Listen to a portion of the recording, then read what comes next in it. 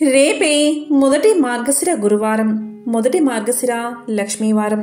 మహాలక్ష్మీదేవికి ఎంతో ప్రీతికరమైన రోజు. ఈరోజు ఏమీ చేయకపోయినా సరే ఈ ఒక్కటి లక్ష్మీదేవి పటం ముందు పెట్టి నమస్కారం చేసుకుంటే చాలు.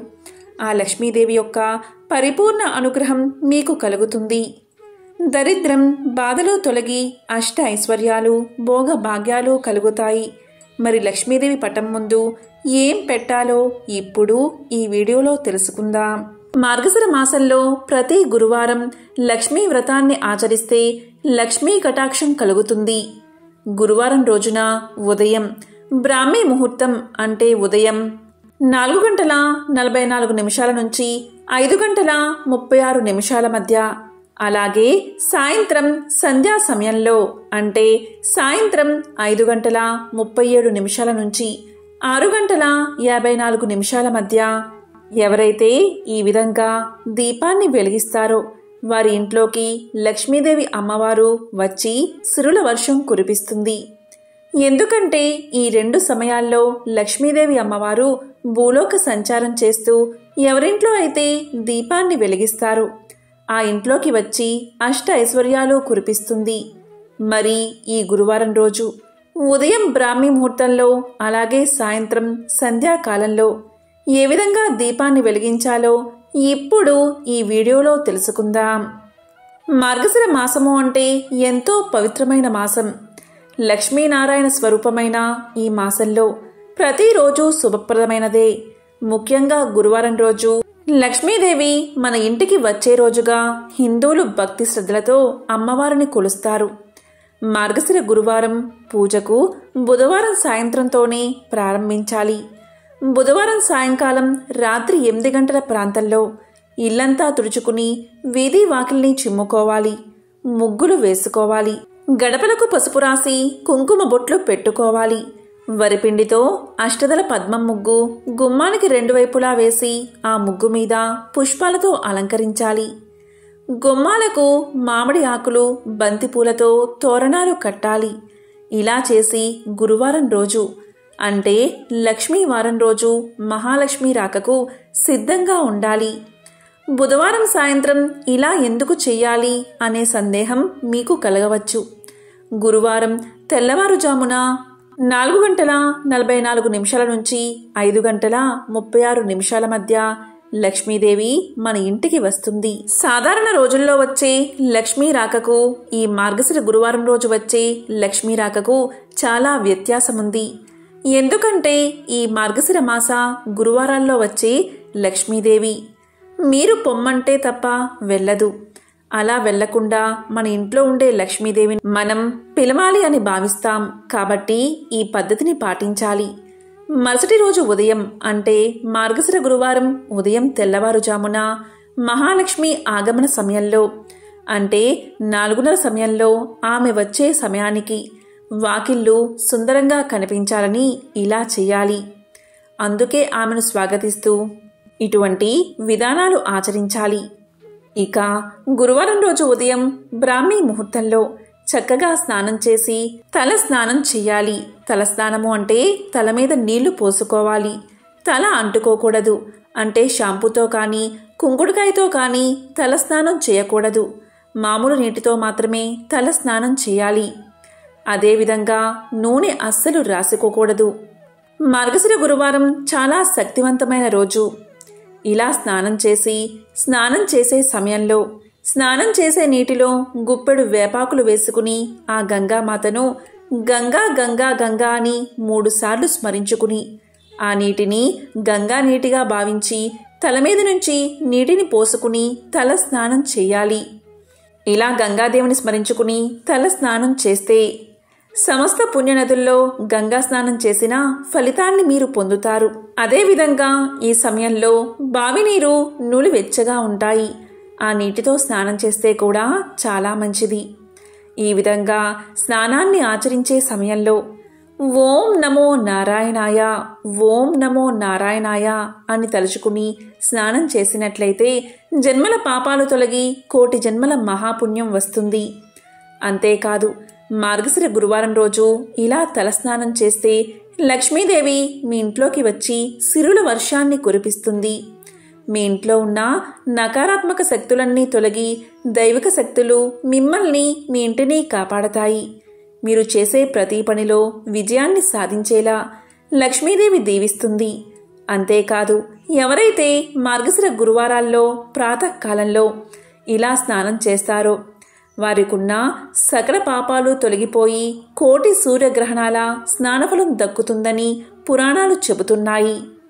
ఈ విధంగా స్నానాన్ని ఆచరించాక ఈ ఇంట్లో దేవుడి గుడిలో ఉన్న నిర్మాల్యాన్ని, అంటే ముందు రోజు ఉన్న పువ్వులను తీసివేసి చక్కగా లక్ష్మీనారాయణ ఫోటోను పువ్వులతో అందంగా అలంకరించుకోవాలి. ఈ విధంగా అలంకరించుకున్నాక అగరవత్తులు వెలిగించి దీపారాధన చెయ్యాలి. ముందుగా విఘ్ననాయకుడైన వినాయకుడిని పూజించి ఒక బెల్లం ముక్క నైవేద్యంగా సమర్పించి ఆ తరువాత లక్ష్మీనారాయణలు పూజించాలి. ఈ పూజంతా సూర్యోదయం కంటే ముందే ఆచరించాలి. తరువాత ఒక కొబ్బరికాయ కొట్టి బెల్లం కలిపిన పాలను నైవేద్యంగా సమర్పించాలి. ఈ విధంగా పూజ చేసుకునే సమయంలో లక్ష్మీ అష్టోత్తరం చదువుకుంటే చాలా మంచిది. అందరికీ లక్ష్మీ అష్టోత్తరం చదవడం రాకపోవచ్చు. అలాంటి వారు ఓం లక్ష్మీ నమో నమః, ఓం లక్ష్మీ నమో నమః అని 11 సార్లు జపించినా చాలు. ఈ విధంగా పూజను ఆచరించి పళ్ళను నైవేద్యంగా సమర్పించాలి. అదేవిధంగా ఈరోజు అమ్మవారికి తప్పనిసరిగా పులగాన్ని నైవేద్యంగా సమర్పించాలి. అమ్మవారికి నివేదన చెయ్యాలి. ఈ విధంగా పూజ పూర్తయ్యాక కర్పూర హారతి ఇవ్వాలి. సాయంకాలం అమ్మవారికి నేతి దీపంతో దీపహారతి ఇవ్వాలి. ఈరోజు మీ ఇంట్లో నుండి ఒక్క మెతుకు కూడా బయటకు వెళ్ళకూడదు. మనం ఏదైనా వండుకుంటే ప్రతి ఇంటి వాళ్ళకి ఇచ్చే అలవాటు ఉంటుంది. అలా ఈరోజు ఇవ్వకూడదు. ఈరోజు మీ ఇంట్లో నుండి ఒక్క రూపాయి కూడా బయటకు వెళ్ళకూడదు. ముందు రోజే డబ్బు వ్యవహారాలు చేసుకుని జాగ్రత్త పడాలి. ఈ ఒక్క మార్గశిర గురువారాల్లో మాత్రం ఒక్క రూపాయి కూడా బయటకు ఇవ్వకండి. ఈరోజు అంటే ఈ మార్గశిర గురువారాల్లో భార్యాభర్తలు ఆనందంగా కలిసిమెలిసి ఉండాలి. గొడవల జోలికి పోకూడదు. అదేవిధంగా ఆడవారు పసుపు రంగులో ఉన్న గాజులను, అదేవిధంగా చీరను కట్టుకుంటే చాలా మంచిది. ఇక ఈరోజు సాయంత్రం పూజ పూర్తయిన తర్వాత దీపహారతి ఇవ్వండి. కర్పూర హారతి కాకుండా దీపహారతి ఇస్తే చాలా మంచిది. ఈరోజు ఉదయం వెలిగించిన అగరవత్తులు సగం ఆరిపోతే దాన్ని సాయంత్రం వెలిగించి మళ్ళీ అమ్మవారికి చూపించి నమస్కారం చేసుకోవాలి. అదేవిధంగా ఉదయం దీపంలో ఆయిల్ ఇంకా ఉంటే అప్పుడు సాయంత్రం ఆ ఒత్తులను తీసేసి ఆ ఆయిల్లోనే మరొక ఒత్తులు తడిపి వెలిగించవచ్చు. మామూలు రోజుల్లో ఇలా అస్సలు చేయకూడదు, కానీ మార్గశిర గురువారాల్లో ఇలా చేయవచ్చు. అదేవిధంగా ఆడవారు మార్గశిర గురువారాల్లో ఇల్లు దాటి బయటకు వెళ్ళకూడదు. మార్గశిర గురువారం రోజు లక్ష్మీదేవి భూమి మీద తిరుగుతూ తనని భక్తి శ్రద్ధలతో పూజించే వారి ఇంట్లోకి వచ్చి స్థిరంగా ఉంటుందని ఒక నమ్మకం. ఉదయం బ్రాహ్మీ ముహూర్త కాలంలో, అదేవిధంగా సాయం సంధ్యాకాలంలో అమ్మవారు సంచరించే కాలంగా పురాణాలు చెబుతున్నాయి. ఈ గురువారం రోజు బ్రాహ్మీ ముహూర్త కాలం వచ్చేసి ఉదయం 4:44 నుంచి 5:36 మధ్య, అంటే బ్రాహ్మీ ముహూర్త కాలంలో.